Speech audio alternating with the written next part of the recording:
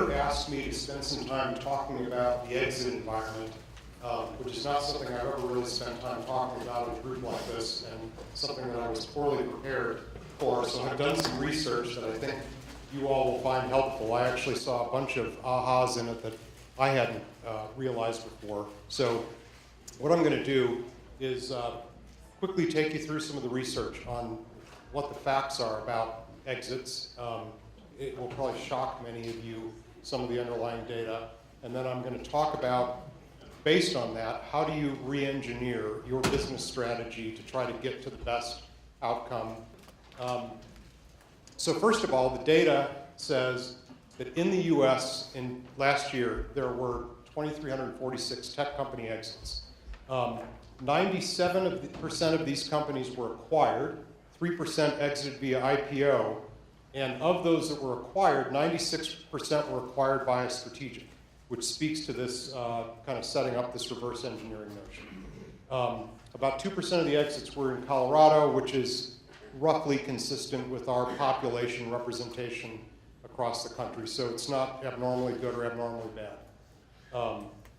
But the point here is only 7% were either acquired by a PE company, a financial sponsor, or IPO'd. It is very clearly the minority, and it has probably fallen because it used to be that conventional wisdom was that 10% to 20% of companies that were successes would exit as IPOs, and that's really not in fact true anymore. Here's one of the most shocking statistics. 76% of the companies that were acquired last year had never raised any money from venture capitalists, which I think is shocking because there are an awful lot of people that believe the only way you can have a good exit and have a good out is to grow to the point where you can raise venture money. Now, I can't speak to the size of those non-institutionally funded exits because the data wasn't available to me, but the fact is it is entirely possible and viable to get there on your own, and there's frankly only a subset of businesses and business models that really fit venture and our business model anyway. So I actually thought that was super encouraging if I were in the shoes of an entrepreneur. The other thing I would point out is the vast majority of these are small. And the reason why that's critical is that although all of us should kind of wake up every day with these gargantuan dreams about how big the exit's going to be, it's a lot smarter if we plan for a small one, because that has a lot to do with how much we spend, who we hire, how much money we raise, how much dilution we take. And so if you really said, hey, odds are there's a 53% chance my exit's going to be under 50 million, if you want to make a bunch of money, you sure can't raise more than 5, right? Just to put it in the simplest of terms. The other thing is that there's always this talk about all the big ones, right? The Twitters, the Googles. And the fact of the matter is there were only 8 deals out of those almost 2,400 last year that were that size. There are just not that many that get to that, and they take all of our mind share, interestingly enough. And for those that do have a business model that fits venture and they grow to the point where they are successful and can raise venture, the average raise was $16 or $17 million, not the average, the median, and the median exit was around 75, so it was about a 5x return, which is a wonderful return for that amount of money that's involved. So where are the buyers? Here's another big misnomer. So it turns out that if you talk about who the buyers are, everybody says, well, I'm going to get bought by Facebook or Google or Cisco or Groupon or Twitter or Oracle. Well, it turns out that list is that they are the top 10 acquirers, but even the largest of them only acquired 11 companies. And all of them combined only acquired 5% of the companies in the last year. So the reality of it is exits come from a super diverse set of buyers and are spread among 15 different industry sectors. There are a couple of sectors you'll see noted on here that did have a higher preponderance of exits, so your odds of getting acquired were 2 to 3x higher if you were in web or mobile commerce or in the advertising, sales, or marketing arena than the other areas, but the other areas weren't terrible. So I actually also found that very encouraging and very important for people to keep in mind as they're doing this reverse engineering.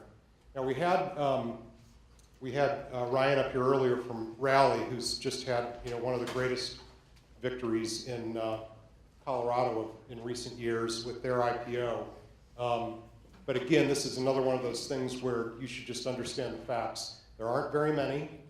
Only a small percentage of them is tech. Last year it was 47%. This year, year to date, it's only 15%.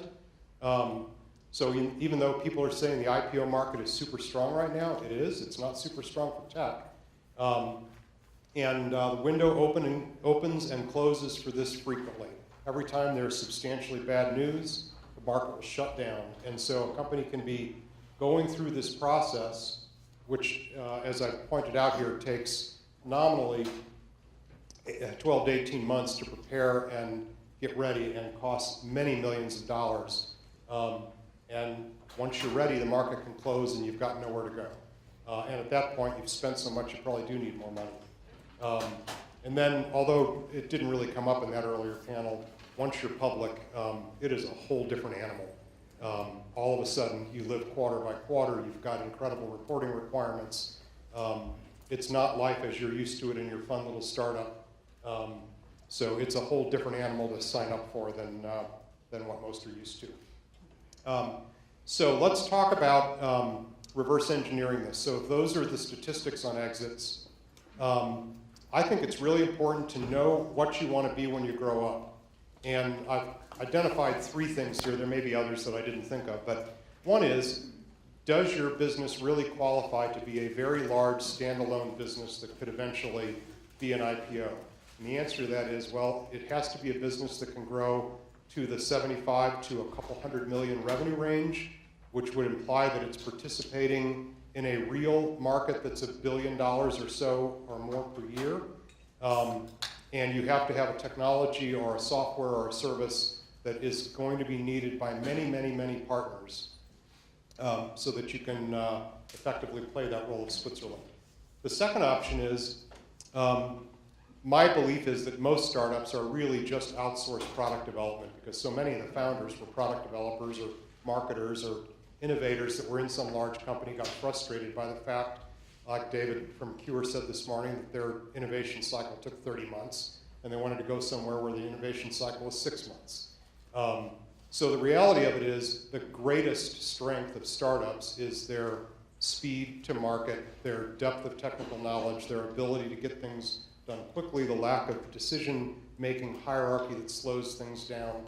And for all practical purposes, most companies are outsourced product development.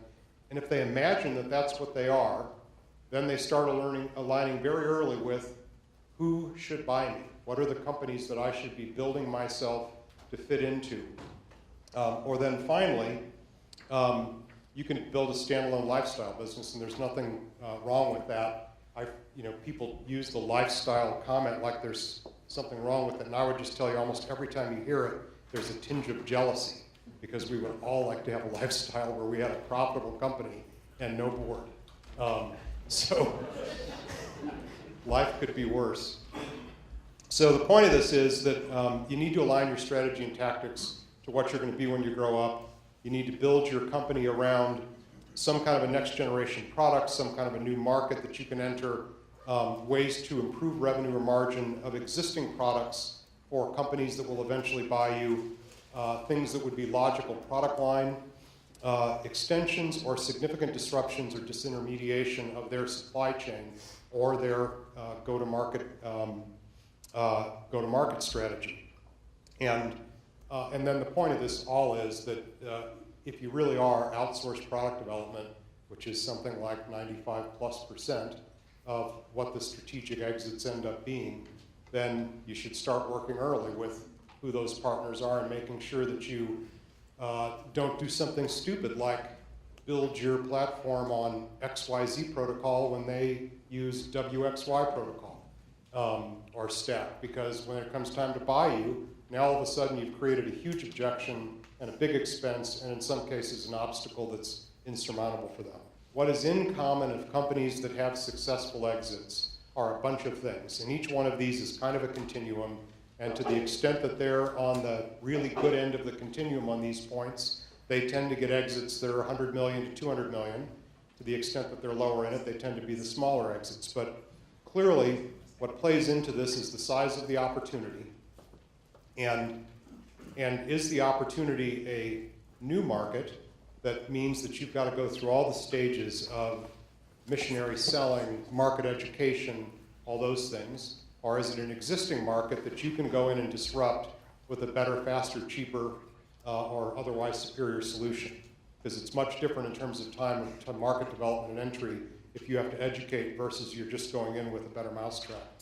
The strength of the CEO and the team obviously makes a huge difference in where they come out on those continuums, and embedded in strength is experience, number of times at bat, startup CEO experience, the ability for them to hire and retain really top talent, the depth of their market knowledge in the sector that they're playing in, all those kinds of things. The relevancy of market knowledge is super important. If you can get someone that has incredibly relevant and current knowledge, their odds of hitting the target the first time are much greater than just people that think they do.